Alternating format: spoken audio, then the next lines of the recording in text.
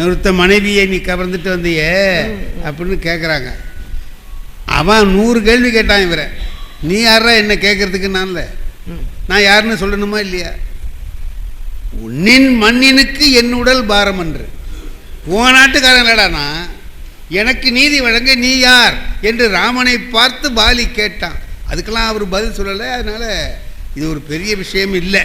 ஆனால் ஒன்று சொன்னாங்க, பிறன்மனை நயத்தல் ரொம்ப கேடு இல்லையா? வள்ளுவர் சார், காமம்ங்கிறது மனுஷனுக்கு இயற்கை. அந்த காமத்தை வென்றவர்கள் யாருமே கிடையாது. ராமகிருஷ்ண பரமஹம்சர் ஒரு கதை சொல்கிறார். சாமியார்லாம் இருக்கான் ஒரு இடத்துல, எல்லாமே சாமியார் தான். அதான் முற்றும் துறந்த முனிவர். இவனு என்ன செய்கிறான்னு கேட்டிங்கன்னா, ஒரு நாள் தலைமை குருக்கிட்ட போய் கேட்குறான், நாங்களே கூட்டிக்கணும், நாங்களே தண்ணி தெளிக்கணும், நாங்களே சமைச்சிக்கணுன்னா கஷ்டமாக இருக்கு. சும்மா ஒரு கேள்வி வயசானதே ஒரு வேலை பார்க்கறதுக்கு வைக்கக்கூடாதான்னு கேட்குறான். அதெல்லாம் ஒன்றும் வேணாப்பா, நீங்களே உங்கள் வேலையை பார்த்துங்கன்ட்டார். அவனும் அதை சும்மா சும்மா கேட்டுக்கிட்டே இருந்தான். அப்போ அவர் என்ன பண்ணார், ஒரு நாள் நல்லா உப்பு நிறையா போட்டு ஆகாரத்தை கொடுத்து கொண்டு உள்ளார படுக்க வச்சு கதவை வெளியில் பூட்டிட்டார். தண்ணி தாகம் தாங்கலை. கதவை இழுத்துக்கிட்டு பார்க்குறாங்க, திறக்க முடியல. நம்ம போட்டு பூட்டிட்டு போயிட்டான் அந்த சாமி, நமக்கு தாகம் தாங்கலையே அப்படின்னு சொல்லிட்டு இது பண்ணான். அப்புறம் பார்த்தா ஒருத்தன் கண்டுபிடிச்சான் ஒரு இடத்த. காலையில் சாணி கரைச்சி போடுறதுக்காக சாணி இது ஊற வச்சுருக்கான். அந்த ஒருத்தனுக்கு தாகம் தாங்காமல் என்ன பண்ணான், அந்த சாணி தண்ணியை மேலால் கொஞ்சம் அள்ளி குடிச்சிட்டு வந்துட்டான். அடுத்தவன் பார்த்தான், அதையே இன்னொரு கை குடிச்சிட்டு வந்துட்டான். காலையில் பார்த்தா சாணி தண்ணியே இல்லை. காலையில் சாமியார், தலைமை சாமியார் வந்தார். குரு, என்ன நீ பாட்டுக்கு பூட்டிட்டு போயிட்டையா அப்படின்னு சொன்னான். அவன் ஆமாம், சாணி கத்தி வச்சுருந்த தண்ணியை காணுமே எங்கன்னா எல்லாம் குடித்தோன்னா, அதனால தான் கிளவி அனுப்பலைன்னா. தாகம் வந்தால் சாணி தண்ணியே விட மாட்டேங்கிறியே.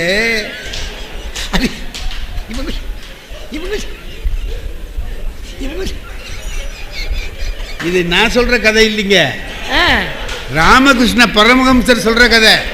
யாரு உங்கள்கிட்ட மட்டும் தனியாக வந்து சொன்னாரா? யாருக்குல? அவர் எழுதின புஸ்தகத்தில் இருக்கா? சரி, அவர் எழுதின புஸ்தகத்தில் இருக்கு.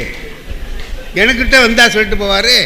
அவர் எழுதின புத்தகத்தில் எழுதியிருக்கிறார். ஆகையினாலே காமத்துக்கு ஒரு வாய்ப்பு கொடுக்க கூடாதுங்கிறான். அந்த வாய்ப்பை கொடுத்தது யாரு?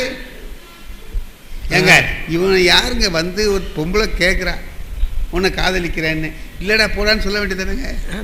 மூக்க அறுத்து அதை அறுத்து இது தேவையில்லாத வேலை. அப்போ ஒரு மன்னனுடைய தங்கையை இந்த மாதிரி மூக்கையை அறுத்தா அவன் என்ன பண்ணுவான்? இவன் செஞ்ச தப்புக்கு அவன் ஒரு தண்டனை கொடுத்தான். தூக்கிட்டு போனான். ஏதாவது தப்பு பண்ணானா? அவளை தொட்டானா சார்? தொடலை. ஏன் தொடலை? கொண்டு வந்து வச்சிருக்கணும். அவளா விரும்பினா தொடுவான், இல்லையா பரவாயில்ல போன்னு சொன்னான். அது மட்டும் இல்லை, அவனுக்கு காமம் இல்லைங்க. அது இடத்துல கூட கடைசி நேரத்தில் கூட அவனுக்கு ஒரு நிலை வந்தது. சண்டை போட்டு உயிரை விடலாம், இல்லைன்னா அவளை தொட்டுட்டு உயிரை விடலாம். அவளை தொட்டாலும் உயிர் போகும், சண்டைக்கு போனாலும் உயிர் போகும். தொடுதல் கண்ணின் எண்ணருங்கூராய் மாயுதி என்று ஒரு மொழி உண்டு, ஒரு சாபம் இருக்கு. அப்போ அவளை தொடலாம், செத்து போகலாம், இல்லைன்னா சண்டை போட்டு சாகலாம். அவன் எதை சார் முடிவெடுத்தான்? அவளை தொட்டுட்டு சாகலான்னு நினைச்சானா, சண்டை போட்டு சாகலான்னு நினைச்சானா? அவனுடைய வீரத்தை மெச்சுறதுக்கு இல்லை, தூக்கிட்டு வந்துட்டாங்கிறீங்களே. என்ன தூக்கிட்டு வந்துட்டான்? என்ன தூக்கிட்டு வந்துட்டான்? நான் கேட்குறேன், அவன் என்ன செஞ்சான்? என்ன அதானே நீ செஞ்ச தப்புக்கு அவன் தண்டனை கொடுத்தான், அவ்வளோதான். நீ எப்படி அவளோட மூக்க அறுத்த? நான் கல்யாணம் ஆனவம்மா உன்னை காதலிக்க முடியாது போ சொன்னானா ராம? விளையாடுறான் சார். உங்கள் அண்ணன் வந்து கொடுப்பாரான்னு கேட்குறான். கொடுத்தா அப்போ கல்யாணம் பண்ணிக்க வேண்டியதானே அர்த்தம். நம்ம 2 பேரும் ஜாதி வேறையாக இருக்குது, எப்படி பண்ணுறேன்? இது இல்லாமல் பேசணுமா? இது அவள் வந்து உன்னை காதலிக்கிறேங்கிறா, எனக்கு கல்யாணம் ஆகிட்டுமா, நீ போ, ஒரே செய்தி முடிஞ்சு போச்சுல்ல. சொல்லலையே அவன். எங்க அவர் மட்டும் விளையாடலாம், ராவணன் விளையாடப்படாத? அவரு இந்த சூப்பனை அரக்கி இவன் அவனே அவள்கிட்ட போய் விளையாடுறான். இவன் அரக்கன் போய் கொஞ்சம் அழகா இருக்கா, விளையாடப்படாதா? சபாஷ். இவன் என்ன பண்ணா சார்? தூக்கிட்டு போனான். தூக்கிட்டு போய் வச்சு அவளை என்னை காதலிக்கணும்னு கெஞ்சினானே தவிர பலாத்காரம் பண்ணானா இல்லை. பிறன் மனை நயத்தை, அதை காமங்கிறது மன்னர். நான் கேனேன் சார், ஒரே ஒரு விஷயம் சொல்கிறேன். எனக்கு 82 வயசு ஆகுது. அந்த 82 ஆகுது. கம்பி வச்சு 83 ஆரம்பிக்கும். காங்கிரீட் கம்பி எதுங்க? இந்த காங்கிரீட் கம்பி. அதான் அதாவது எனக்கு ஏன் என் வயசை சொன்னேன்னா, அதுக்கு தான் வயசுக்கும் அதுக்கும் சம்பந்தம் இல்லைங்க.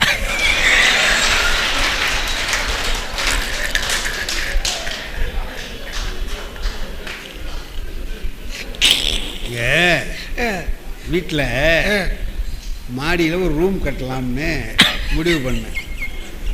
ஒரு கொத்தனார் வேலை பார்த்துட்டு இருந்தார். ஒரு நாள் நான் என்ன பண்ணேன், கடத்தருக்கு போயிட்டேன்.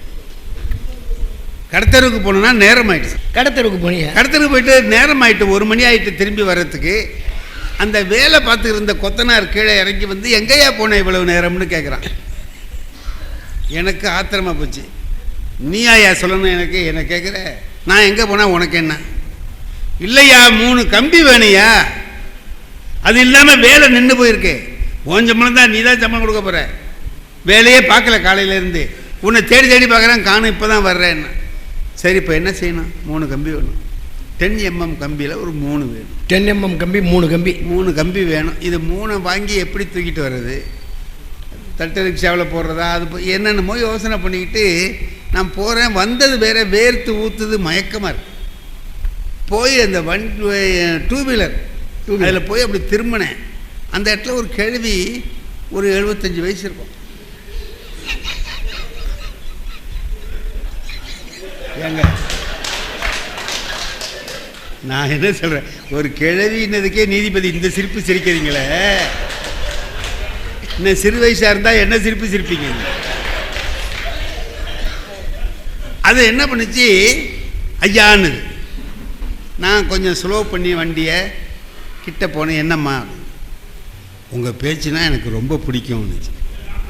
எனக்கு எப்படி இருக்கும், இப்போ கம்பி எப்படா வாங்குறது, எப்படி தூக்கிட்டு வர்றது, வெயில் வேர்த்து ஊற்றுதேன்னு நினச்சிக்கிட்டு இருக்கிற போது, இது வந்து உங்கள் பேச்சுனா ரொம்ப பிடிக்கும். ஆடா ஏமா நீ போமா அப்படின்ட்டு கிளம்புனேன். டக்குன்னு அந்த அம்மா ஒரு செய்தி சொல்லிச்சு பாருங்க, என்னை விட எங்கள் சித்ராவுக்கு உங்கள் பேச்சுனா உயிருன்னு. சித்ரா நான் வண்டி ஆஃப் பண்ணிட்டேன். நீங்க என்ன வண்டியே ஆஃப் ஆயிடுச்சு. வயசு என்ன, 82 75. ஒரு வசதி இல்லாதவன், ஒரு பெரிய அழகு இல்லாதவன், ஒன்றும் இல்லாதவன், இது எல்லாம் இருக்கிறவன் ராவணன். நம்ம 2 பேரையும் கம்பேர் பண்ணுங்க. அதுக்காக சொல்றேன். நான் சொன்னேன், உங்கள் வீடு எங்கம்மா இருக்குன்னு கேட்டேன். அது சொன்னிச்சே, இந்த ஒரு அடையாளம் சொன்னிச்சு, இங்கே போய் அப்படி போய் ஒரு 5 கிலோமீட்டர் போகணும்னு சொல்லுது. இதுக்கு அவனுக்கு கம்பி வாங்கிட்டு கொண்டு கொடுக்கணும், வெயில் ஜாஸ்தியாக இருக்குது, எல்லாம் தெரியுது சார், அத்தனையும் தெரியுது. அந்த சித்ராங்கிற பேர் வந்த உடனே நீ பின்னால் உட்காருமான்னு உட்காந்துச்சு. அழைச்சிட்டு போயிட்டேன்.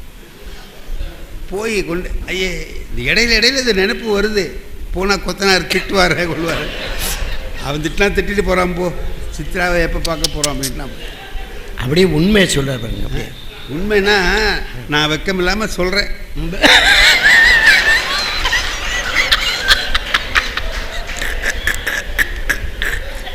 நான் வெக்கத்தோட கேட்டுக்கிறேன். இல்லை அவ்வளோதான் நம்ம சொல்லலாம். அதுக்கு மேலே என்ன ஆச்சு, போனேன். போய் அந்த வீட்டுக்கிட்ட போனோடனே அந்த அம்மா ஏறி முன்னாடி போச்சு. நான் பின்னாலேயே போய் பார்க்குறேன், ஒருத்தரை காணும் வீட்டில்.